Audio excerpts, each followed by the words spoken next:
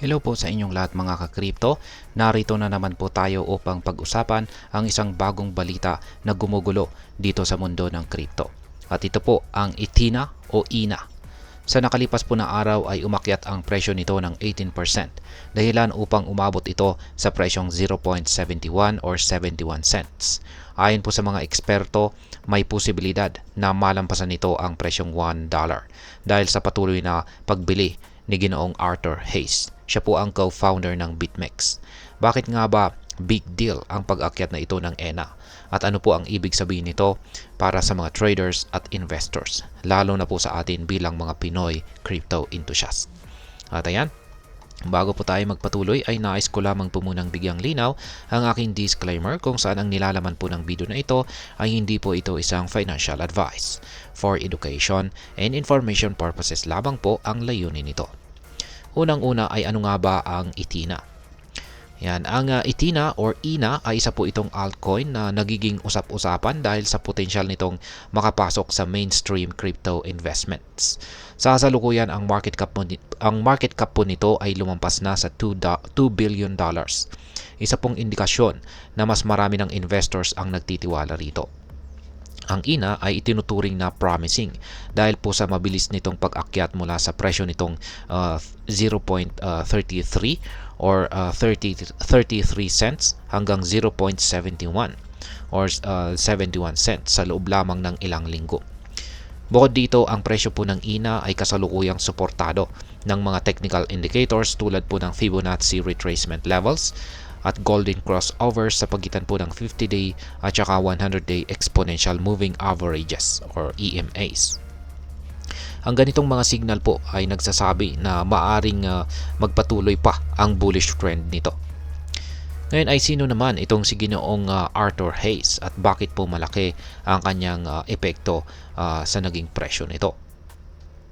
Kung matagal ka na po dito sa mundo ng crypto ay marahil kilala mo na itong si Ginoong Arthur Hayes bilang co-founder ng BitMEX, isa sa pinakamalaking cryptocurrency derivatives exchange. Kamakailan lamang ay binulabog po niya ang market nang magsimula siyang bumili ng malalaking bilang ng INA tokens. Ayon sa mga ulat ay bumili po siya ng kabuoang 16.79 million na INA tokens sa loob lamang ng 2 araw, kung saan ay may halagang halos $7.5 million. Ang average buying price ni Ginoong Hayes ay nasa 0.666 at ang kasalukuyang unrealized profit po niya ay umabot na sa $1.14 million. Dahil dito ay marami pong investors ang naiimpluwensyahan na sumunod sa kanyang yapak. At ito po yung nagdadagdag sa momentum ng presyo ni INA. Kapag ang isang kilalang personalidad tulad po ni Ginoong Hayes ay nagpakita ng kumpiyansa sa isang coin, kadalasang nadadala ang iba pang mga investors, kaya't nagkakaroon po ng tinatawag na bull run. Ngayon ay malalampasan nga ba ni INA ang $1 na presyo? Ang kasalukuyang presyo po ni INA ay nasa 0.71 or 71 cents. Ngunit ayon po sa mga technical analysis, may potential po itong umabot sa presyong 0.91 at lampasan pa ang $1 na resistance level. Ayon po sa Fibonacci retracement, ang susunod po na target nito ay ang $1.46.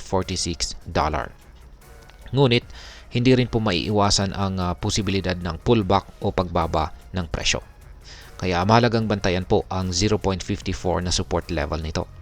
Sa ngayon, ang Relative Strength Index or RSI ay nagpapakita naman na ang INA ay nasa overbought zone. Ngunit may puwang pa para sa karagdagang pag-akyat.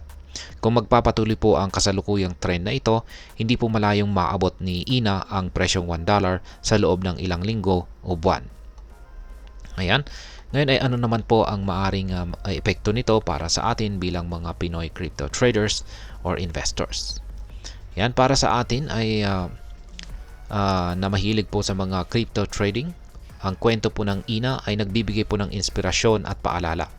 Inspirasyon ito para sa mga naghahanap ng high potential investments, ngunit paalala rin na ito po na ang crypto market ay volatile at punong-puno ng risk. Kaya kung ikaw ay nag-iisip po na mag-invest dito kay INA, mahalagang gumawa ng masusing research at mag-invest lamang ng halagang kaya mong mawala. Dito po sa dito po sa Pinas, kung maraming naghahanap ng alternatibong dito po sa Pilipinas ay marami pong naghahanap ng alternatibong pagkakakitaan. Ang mga ganitong oportunidad ay nakakakuha po ng malaking atensyon. Ngunit tandaan po natin, ang paghabol po sa hype ng walang tamang analysis ay maaring magdulot po ng malaking pagkalugi or pagkatalo. Ngayon ay ano naman po ang aking masasabi tungkol dito kay Itina at sa pagbili nito ni Ginoong Hayes. Para sa akin, ang pagbili po ni Ginoong Arthur Hayes ng INA ay isang magandang indikasyon na may tiwala ang mga malalaking personalidad sa potensyal ng coin na ito. Gayunpaman, hindi ibig sabihin nito na magiging safe na agad itong investment. Ang crypto market ay likas na pabago-bago at walang garantiya ng anumang asset ay patuloy na tataas ang kanyang presyo. Sa mga Pinoy crypto enthusiasts, mahalaga pong magkaroon ng tamang kaalaman bago sumabak sa anumang investment. Ang pagsunod po sa mga galaw ng mga kilalang personalidad tulad ni Ginoong Hayes ay makakatulong sa pagkuha ng insights. Ngunit tandaan na ang ating financial decisions ay dapat nakaayon po ito sa ating sariling goals at risk tolerance. At ayan, ang Itina po ay isa sa mga cryptocurrencies na nagiging promising dahil sa kasalukuyang momentum nito. Ang mga pagbili ni Ginoong Arthur Hayes ay nagdadala ng kumpiyansa sa market, ngunit huwag po nating kalimutan na mag-ingat sa bawat hakbang.